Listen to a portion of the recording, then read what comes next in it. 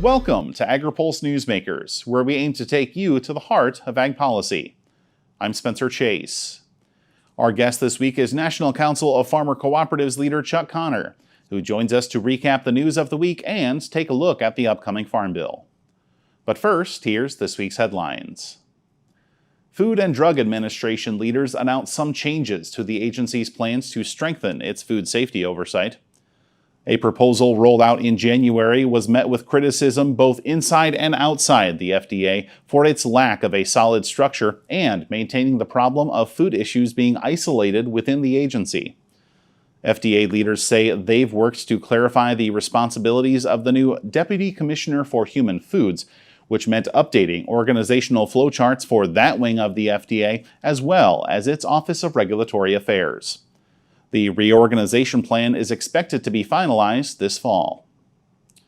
The Department of Agriculture rolled out the initial wave of Inflation Reduction Act funding to increase the availability of domestic biofuels. Ag Secretary Tom Vilsack said 59 projects in 15 states will receive $25 million to support gas stations and distribution facilities through a program that funds infrastructure for biofuel blending.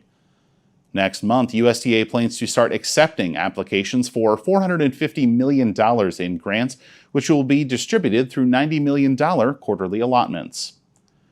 And finally, the Environmental Protection Agency is once again working to define what federal law considers to be a water of the United States. EPA and the Army Corps of Engineers asked a federal court this week to give it until September 1st to incorporate the May Supreme Court Sackett decision into its regulatory framework. Among other things, the news means EPA plans to change its existing rule rather than starting from scratch on new language. Either approach would have been closely watched by the agricultural and environmental communities. Chuck Connor has been at the National Council of Farmer Cooperatives since 2009, after spending much of the George W. Bush administration at USDA. In that time, WOTUS has regularly been at the top of the farm policy agenda, so we started our conversation by asking him, is September 1st the end of the WOTUS saga or the start of a new chapter? Well, Spencer, as you know, this WOTUS debate has been going on for many, many years, even decades. And so when Rod Snyder, spoke to us and said, they're continuing to plow forward and in fact, want to have good progress by September 1st, I thought that was noteworthy. One option here when you get a major setback on a final rule like this is to just sort of never not shut down, but certainly defer for a lengthy amount of time. And it's clear that EPA is not deferring here, that they're going to try and, in his words, sort of surgically amend that final rule in some way that meets the court's muster and try and go forward very, very quickly. I'm still suspicious that on September 1st or thereabouts, we're probably going to have some concerns with the direction they're headed. Mm-hmm. What do you make of the fact, you mentioned these the surgical changes that EPA has mentioned. What do you make of the fact that they opted to make those changes to existing rulemaking rather than starting from scratch, kind of post-SCOTUS ruling? I think they're under a lot of pressure here from both sides. Obviously, ag has been fighting this rule for a very, very long time. You have to acknowledge, though, on the other side, there are pressures who have been wanting this rule finished in a favorable way for a very, very long time as well. And so they're trying to balance those interests on their side of the equation, who are really sort of looking at this as maybe the real chance to get, strong, if not over the top sort of wetland protections here that if they miss this window, they don't see another window for a while. And I get that. At the same time, too, we've got to have reasonable, responsible, regulation here that enables us to continue to farm, and irrigate and do all the things that we feel like this rule has interfered with in the past. Before we shift our conversation to the Farm Bill, I want to just acknowledge the fact that NCFC had a number of folks in town for a fly-in this week, meetings on the Hill with the Biden administration. I wonder, the gatherings that you sat in on, what was the one thing that jumped out most at you from the conversations that your members had with government officials this week? I think probably the biggest message that we were trying to convey, and probably the biggest message that we heard coming back, with this farm bill really does need to get done, Spencer. And, we're going to argue over details, and we've all got, policies that we want to see put in place. But at the end of the day, these are risky times. Policy should not be one of those risks, just in terms of the uncertainty of, are we going to have a bill or are we not? And so, our message was remove that risk, get this thing done, move it forward. It doesn't seem, in my long tenure in this business, that the differences here are insurmountable. Sit down, work these things out in a bipartisan way, and let's just remove this risk and uncertainty from our producers at this time. We'll be right back with more from NCFC's Chuck Connor right after this. Regenerative poultry production is a process by which nature can actually recapture and restore the energy that is being taken out of a space. Farm Credit helped Rahi build his dream of regenerative poultry farming and encouraging fellow immigrants to find community in agriculture. Nothing beats a farm. I'm just pursuing happiness. Learn more at farmcredit.com/beginning.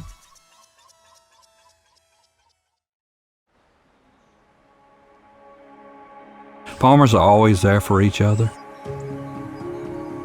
We shed tears together, we celebrate together, but we also grow together. Farm Bureau is the largest general farm organization in the country. We have the farmers' back. If you're a farmer and you're not a member, we would welcome you into our Farm Bureau family. And if you want to know more about agriculture, come be part of this great family. Welcome back. Chuck Connor with the National Council of Farmer Cooperatives says the upcoming Farm Bill's tight budgetary situation should not keep agricultural priorities from getting into the bill. Do remember, this is now a $1.5 trillion farm bill. That's just a tremendous amount of money. And within that, surely there's the latitude here to do a few of the what I would call relatively minor by historical standard differences out there that exist, whether it's in reference prices on Title I, whether it's in funding for specialty crop programs, whether it's in resources available to MAP and FMD, all those kinds of things. Surely within $1.5 trillion, I think with a little bit of flexibility, we can make the changes necessary to maybe not give everybody everything they want, but certainly take care of these priorities and get a good farm bill done. Mm-hmm. Can you, as the agricultural community, work through the fact that, you say it's now a $1.5 trillion farm bill, the bulk of that spending obviously going toward the nutrition program and the Thrifty Food Plan update to SNAP. Can you, as an agricultural community, maybe work to prioritize the request, knowing that perhaps if automation funding gets included, maybe MAP and FMD, trade promotion funding does not, or research does not? How do you suggest the agricultural community should get together and prioritize its requests headed into this farm bill process? Well, first, let me just say, I think those requests are again, by historical standards, pretty limited relative to $1.5 trillion. I mean, we're not talking about tens, hundreds of billions, of dollars here. These are pretty modest programs with pretty modest requests. And again, I just don't see that being insurmountable. I will just tell you one of the things we heard this week, and I don't want to overanalyze, the input we received, but I clearly got a sense of some flexibility here in terms of the staff that are trying to put pen to paper literally as we speak in terms of the allocation of those resources. And I don't want to take that too far and suggest that, old positions have changed or anything of the sort. That is not the case, but just the recognition that this bill has got to be done. And in order to get this done, there's going to have to be some flexibility on the funding side, whether that's in Title I, Title II, or Title IV, and with a little bit of flexibility there, this bill can be finished off and really get done. And again, serve the interests of farmers and the uncertainty hanging over the SNAP program and everything else. We don't need that, and it's unnecessary given what I think are pretty modest differences. Mhm. One more question before we let you go on the appropriations process. We're looking at the House and Senate with bills with about a $9 billion gap between them, between the two chambers. How do those two chambers go about reconciling that big of a difference for USDA and FDA funding? Yeah, it's a great question, Spencer. This is one I'm hope I'm sounding optimistic on the farm bill because I intend to, but this appropriations process has really got a tough slog ahead of it, and I'm not sure I see a strong pathway towards getting all of these things done. In terms of separate funding bills, I think we're still going to face some kind of an omnibus funding package here at the end of the fiscal year. I think that's going to be a very, very difficult time in Congress, where tempers are going to flare, and it's our partisanship that has become common today is going to be at its sort of height, if you will. And again, we just continue to hope that cooler minds prevail and they are able to keep everything going and pass a funding bill that is more or less similar to what we've been seeing going forward. And I think if they do that, they will have served the country well. But getting to that point, I think is going to see some of our most partisan times surface here. Well, a busy week for the folks at NCFC, and Chuck, we appreciate you stopping by to join us and recap that. Thanks for joining us, Chuck. Thanks for having me, Spencer. We'll be right back to hear from this week's panel, but first, our Jana Rose Schleiss explains why your July 4th cookout might be a little less expensive this year. With inflation easing its impact on the economy, many familiar favorites at Independence Day celebrations won't cost quite as much this year. That's according to the American Farm Bureau Federation and its Summer Cookout Report released this week. This chart includes a few of those price changes, shown in percentages up and down. Some items, like hamburger buns and ground beef, are more expensive than last year. Others are less expensive, like chicken breasts, pork chops, and potato chips. Farm Bureau says consumers are expected to pay just under $68 to host a cookout for 10 or more people. That's down 3% from last year's record highs, but still 14% higher than prices were 2 years ago. Many economic factors are shaping the changes. Beef prices are up because producers have been reducing the size of their herds due to drought and high input costs. Chicken and egg prices are much lower as the industry recovers from last year's wave of high-path avian influenza. For Agri-Pulse, I'm Jana Rose Schleiss. Who's the #1 protein source in chicken feed? You are. Who just increased sales to Egypt by 700%? You did. Who made a huge deal with Goodyear? You again. Take a victory lap. When you pool your resources through your soy checkoff, you're making sales, you're making breakthroughs that all come back to your bottom line. That's you. That's who. As your soy checkoff. Moving soy forward. Moving you forward.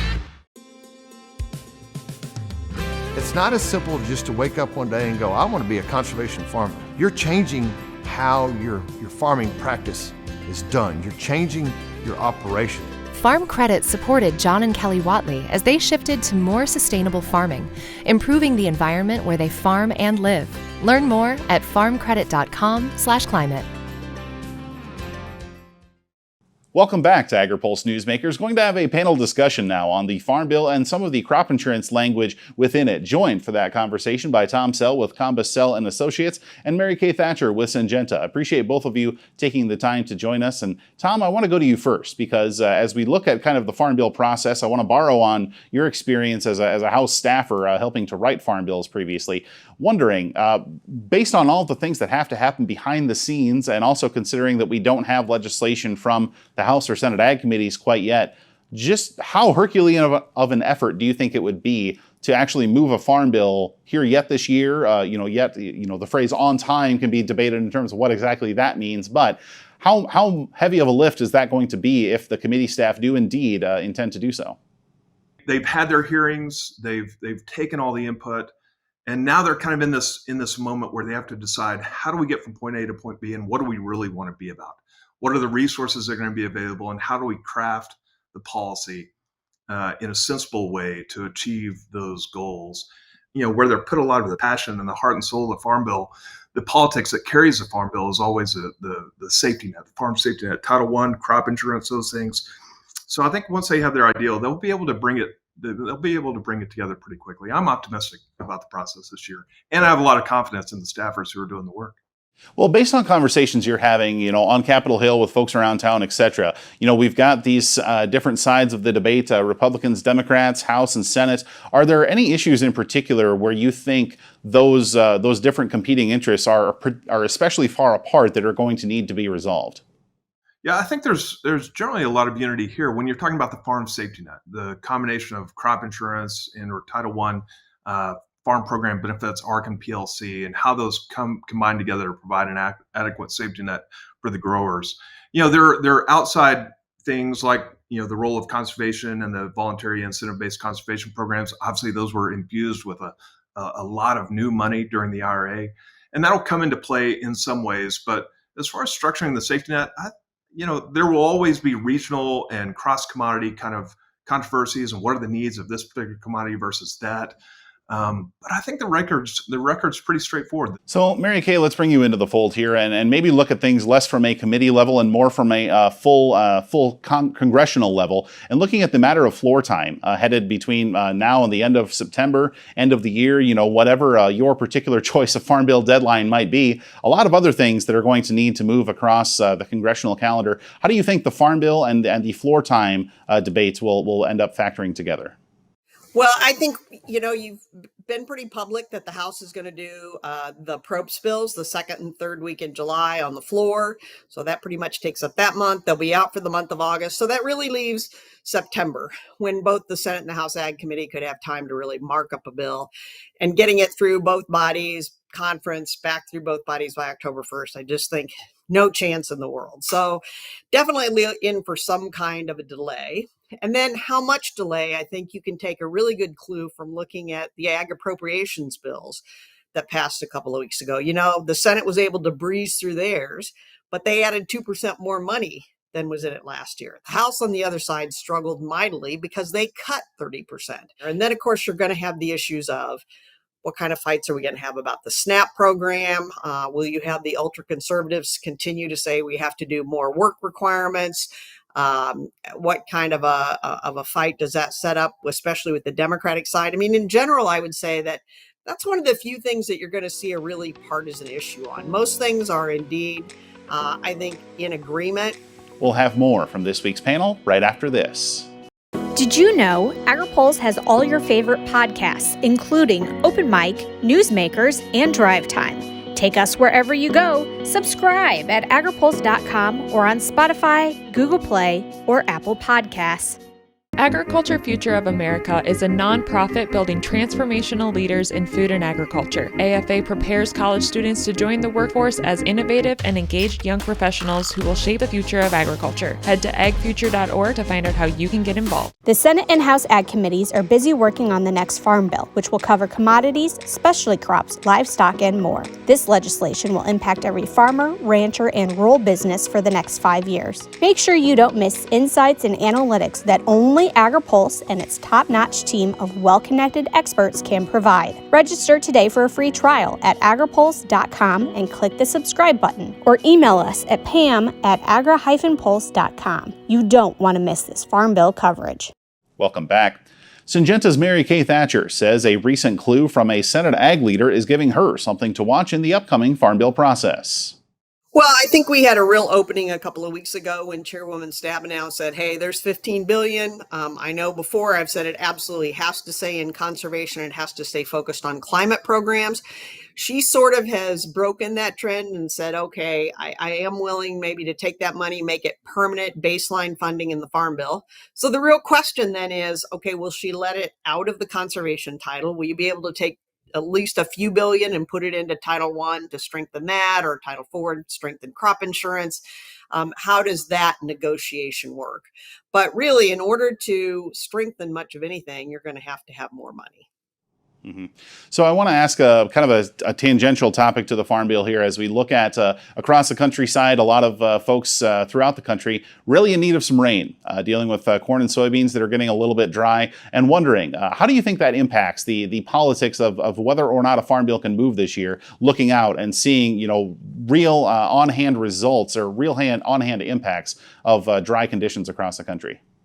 Well, every farm bill, the safety net gets written as if the current economic situation you're in is going to last for 5 years or 10 years. And of course, it never does. Usually it doesn't last 1 year. But certainly having 50% of the corn and beans in not very good shape right now will make people more urgent, will help bring the message to Congress that a stronger safety net would be great. A stronger safety net might be able to help us avoid future ad hoc disaster assistance payments, et cetera. So I think that will help that conversation along. Very good. And Tom, I want to wrap up the conversation with you as we talk about that drought that's happening right now across the country. I know you're in touch regularly with folks in the crop insurance industry all over the countryside. And I do wonder, the fact that that drought is taking place, is the existing crop insurance and Farm Bill risk management infrastructure going to end up being sufficient for the losses that producers might face as a result of that drought? Or is it time for Congress to look at the potential for some kind of ad hoc assistance? Hopefully the rains come across the Midwest. Maybe the good news is if you want to look for an area that has the best insurance, highest levels of buy-up, most number of choices among various types of policies, revenue insurance, area-based insurance, the Midwest is it. It's kind of the dream that all the other regions would like to be in terms of levels of participation and levels of coverage. Price elections were high this year, so there is robust coverage in the heart of that drought area. I know that provides a lot of assurance and a lot of peace of mind to the producers in that area. Still doesn't make it any less fun to go through, or not lack of fun in that case.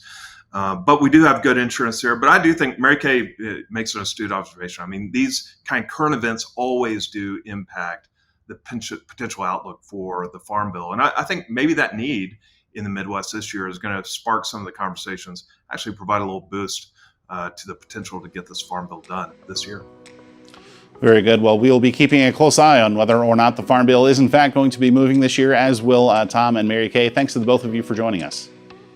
We'll be right back with more Agri-Pulse Newsmakers, but first, our Jana Rose Schleiss has a look at a policy change that could have a wide impact across the American West in this week's Snap It Out. Lawmakers are at odds over a Bureau of Land Management plan that would allow conservation leases on acres under the agency's control. This map shows the area administered by BLM, which amounts to 1 in every 10 acres of the country's total landmass. The proposed rule is creating division because it would allow the agency to issue conservation leases for up to 10 years to protect or restore habitats and ecosystems. Currently, BLM lands are used for grazing, energy production, mining, and recreation. This rule would add conservation to that list. Republicans believe the agency is overstepping congressional authority, requiring the consideration of multiple uses for public lands. Democrats disagree, saying Congress granted the agency the authority to do this through previous legislation directing the agency to manage its lands. Republicans on the House Natural Resources Committee recently moved a bill that would require BLM to withdraw the proposed rule and would ban the agency from issuing similar proposals. But that bill has slim chances in a Democrat-controlled Senate. Noah Wicks dives deeper into the issue in his coverage on agripulse.com. For Agri-Pulse, I'm Jana Rose Schleiss. Who's the #1 protein source in chicken feed? You are. Who just increased sales to Egypt by 700%?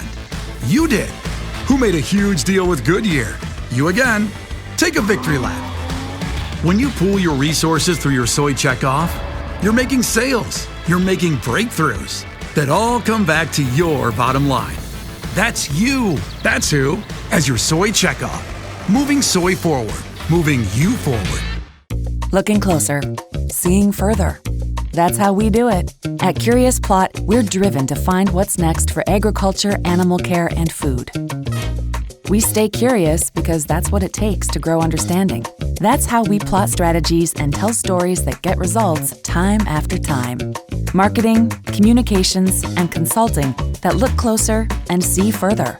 Curious Plot. We can't wait to help you tell your story. Thanks again for tuning in for another episode of Agri-Pulse Newsmakers. Before we let you go, here's what's on the horizon for the upcoming week. The House and Senate will not be in session as members take Independence Day recess. Both chambers will be back in Washington the following week. Be sure to tune in next week for a special episode of Agri-Pulse Newsmakers focusing on mental health in rural America. You can stay up to date with the latest news on agripulse.com. For Agri-Pulse Newsmakers, I'm Spencer Chase. Have a good one. Newsmakers is a production of Agri-Pulse Communications. For more ag policy news, visit agripulse.com. You can also find our new content on YouTube and wherever you get your podcasts. Don't forget to follow Agri-Pulse and our correspondents on social media to get breaking news and more.